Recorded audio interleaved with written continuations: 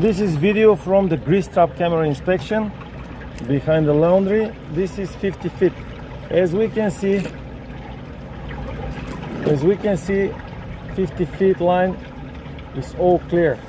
This is what the inspection showed me. It just have a bad elbow here. Look. Okay, we passed this elbow and we're going backward. Everywhere, everything is clean. The line is perfect here, as you can see, all the way to the other clean out.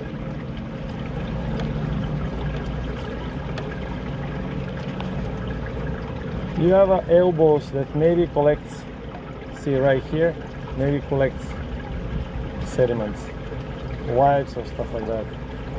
I see. Going back, it's all good.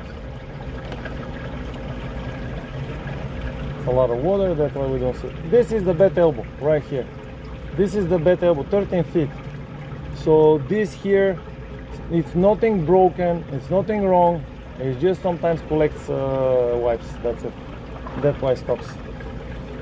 Other than that, you can see all the way, all the way.